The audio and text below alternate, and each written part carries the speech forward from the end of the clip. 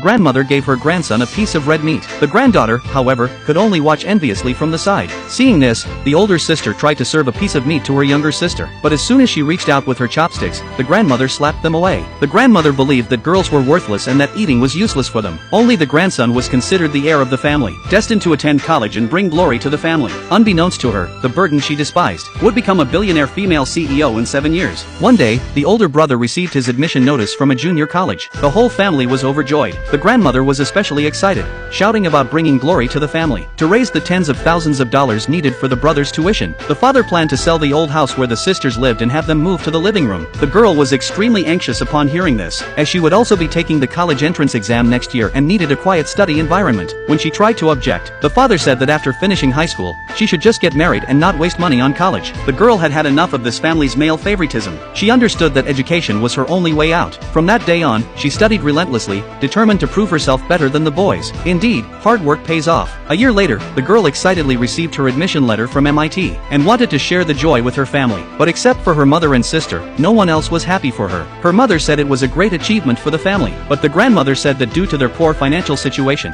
they could only afford to send the brother to college. The brother also agreed. The father said that the local health clinic was hiring nurses, and that she should go work there to earn money. The girl refused to work at the clinic, kneeling in front of her father, saying that going to college had always been her dream, and asking for a chance. The father, hearing this, became even more enraged, saying that after raising her all this time, she now dared to rebel. He regretted ever having her. The girl retorted that in this family, her father and grandmother favored boys over girls, only caring about the brother and never valuing her or her sister. Now she no longer needed their support. She would support herself and pay for her own college education. After saying this, the girl turned to leave the house. The grandmother would not let her go easily. To crush her hopes of going to college, the grandmother dragged her into the bedroom, locked the door, and planned to find a suitor for her as soon as possible. The girl was in complete despair. Even the usually weak mother could not stand it this time. She did not want her daughter to follow in her footsteps. So, in the middle of the night, she quietly helped her daughter escape, giving her $200 and urging her to leave quickly. She told her to start a new life and never return. At that moment, the father and grandmother came after them. The mother pushed her daughter into the car with all her strength, but was caught by the grandmother. The girl vowed to succeed and returned to take her mother and sister away. In the following days, the girl worked and studied hard. In her freshman year, she won first place in the International Mathematical Olympiad. Her excellence quickly caught the attention of the chairman of a Fortune 500 company, who immediately signed her on to join the company. 7 years passed in the blink of an eye. The girl, now leading the company to rapid success,